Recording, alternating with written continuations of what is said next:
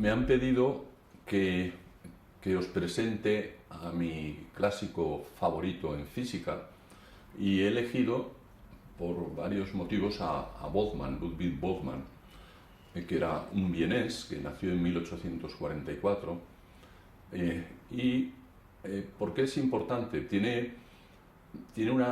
Tuvo una personalidad extraordinaria que lo hace también importante, pero para mí, para los físicos, es importante porque consiguió relacionar lo que podríamos llamar el microcosmos y el macrocosmos.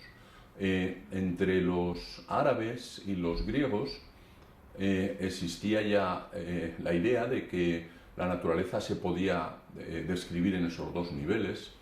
Leonardo da Vinci hizo explícita esa idea también. Pues Boltzmann consiguió por fin relacionar las dos descripciones. Y eso es muy importante por varios motivos. Primero, porque es profundizar en el conocimiento. La naturaleza parece ser que tiene esa estructura, que tiene una estructura, yo suelo decir, como en capas, como las capas de una cebolla, de manera que la fenomenología, las cosas que ocurren en una de esas capas, está relacionada con las cosas que ocurren en otra capa. Hay una relación causa-efecto entre los fenómenos de distintas capas. Por ser concretos, el comportamiento de una galaxia, o cómo nace un cuásar, por qué hay turbulencia en las aguas de un río, todo eso es consecuencia de que hay unos elementos que están interaccionando entre sí, que sería el otro nivel de descripción, otra de las capas en la cebolla.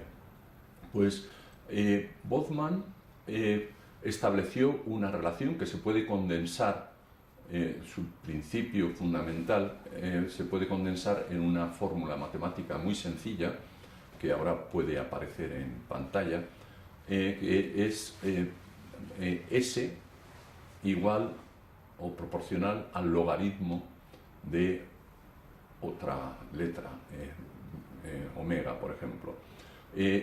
La S es una cosa que llamamos entropía, no es importante en este contexto que diga lo que es, pero pertenece a una descripción macroscópica, mientras que la omega pertenece a una descripción microscópica. Entonces él establece una relación matemática muy sencilla entre esas dos magnitudes físicas. La fórmula es tan importante que aparece como epitafio en la fórmula de Boltzmann en el cementerio central de Viena. Aparte de que es profundizar en el conocimiento, pues esta fórmula tiene consecuencias, por ejemplo, permite comprender propiedades de la naturaleza tales como la irreversibilidad, porque las cosas ocurren en una determinada dirección y no en la contraria, porque un gas se difunde y no se concentra en una esquina, porque nos vamos haciendo viejos y no al revés. Después, hoy día se ha visto que tiene además esa relación, tiene muchísimas aplicaciones en ciencia, no solo en física, sino fuera, en economía, en sociología, en biología sobre todo, en todas las ciencias que se han hecho cuantitativas. Con el paso de los años siempre se trata de establecer esa relación causa-efecto entre fenomenologías sencillas y fenomenologías más complicadas, en un nivel de descripción más complicado. Hay que notar que en tiempos de Boltzmann él partía de la hipótesis de que los sistemas están constituidos por muchos elementos, que un trozo de materia está formado por muchos átomos, moléculas que interaccionan entre sí. Pues en esa época el pensar de esta forma era casi una herejía. La materia era continua, se pensaba que era continua, y no se admitía fácilmente, ni siquiera como hipótesis de trabajo, el que pudiera tener propiedades consecuencia de que había ahí otras cosas más pequeñitas que estaban estaban funcionando, estaban interaccionando entre sí.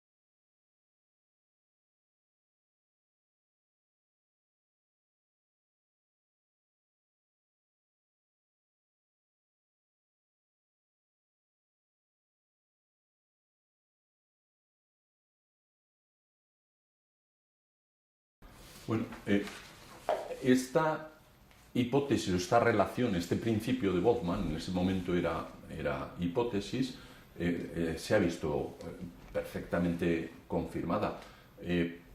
Por ejemplo, un físico tan notable como Richard Feynman, tan profundo como Richard Feynman, fallecido hace ya unos años, pero contemporáneo, ha dicho, quizás la hipótesis más potente, una hipótesis que permite avanzar constantemente en nuestro intento por comprender la vida, es que todas las cosas están hechas de átomos y que todo lo que hace un ser vivo puede entenderse como consecuencia de zarandeos y meneos de los átomos. Es esa, precisamente, es el contenido de la hipótesis de Boltzmann. Esto ha trascendido hasta tal punto que una de las noticias más importantes que ha habido este año, noticias científicas más relevantes, no más importantes, pero que ha trascendido mucho en los medios de comunicación, es el hecho de que ha habido dos físicos-matemáticos, que han conseguido resolver una ecuación que Boltzmann, que se llama ecuación de Boltzmann hoy día, planteó hace 140 años.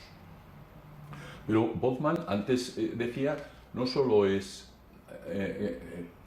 interesante por su obra, que lo es muchísimo, sino también por la personalidad que tenía. Leo de la descripción que hace un coetáneo de que era impaciente, era curioso, era ambicioso y era apasionado. Pero además era apasionado hasta el punto de que era muy afectado por las discusiones científicas. Y en esa época él tuvo que mantener muchísimas discusiones científicas porque, como digo, la idea esencial no estaba arraigada en la comunidad científica, y algunos de los científicos más importantes pues no estaban de acuerdo, como Mach, Oswald, no estaban de acuerdo con la idea. Su carácter además era muy inestable, hasta el punto de que murió por suicidio, y en el segundo intento de suicidio, mientras su mujer y su hija se estaban bañando cerca de Trieste durante un verano. De pequeño fue un niño prodigio, era el mejor de su clase, era un muy buen pianista, que estudió con algunos de los maestros más interesantes en Viena, y también es curioso el que heredó, siendo muy joven, una fortuna importante de su familia, lo cual le permitió que, a pesar de perder a su padre pronto, a los 15 años, pues el dedicarse a lo que a él le gustaba, que era la ciencia. Apoyado por su madre, pues estudió física y matemáticas, se doctoró rápidamente en la Universidad de Viena, y después dio clases y colaboró con los mejores, digamos, los jóvenes talentos de la época, con todos los jóvenes talentos de la época. Empezó a dar clases en varias universidades, estuvo por varias universidades, le hicieron catedrático enseguida en Graz, por ejemplo, y sus clases llegaron a tener mucha fama, porque habló también, le gustaba dar clases de filosofía e historia de la ciencia, y esas clases de filosofía e historia de la ciencia fueron muy aceptadas entre los jóvenes de esa época, hasta el punto de que el emperador llevaba a oídos del emperador, y el emperador le llamó para que le diese clases de teoría y de práctica de física, y montó ahí un pequeño laboratorio para enseñarle a... Sí.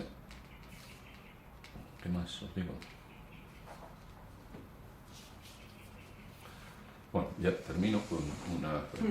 Sí. Murió sin que sus ideas fueran reconocidas. De hecho, ni siquiera las vio confirmadas experimentalmente. Fue después, a los pocos años de su muerte, cuando Langevin, primero Einstein y Perrin, llegaron en conjunto, mediante unas propuestas teóricas y una confirmación experimental concreta, llegaron a demostrar que sus teorías eran perfectamente correctas. Entonces él murió con la impresión, y seguramente murió forzado por esa impresión y por su carácter inestable, de que su trabajo estaba destinado al olvido.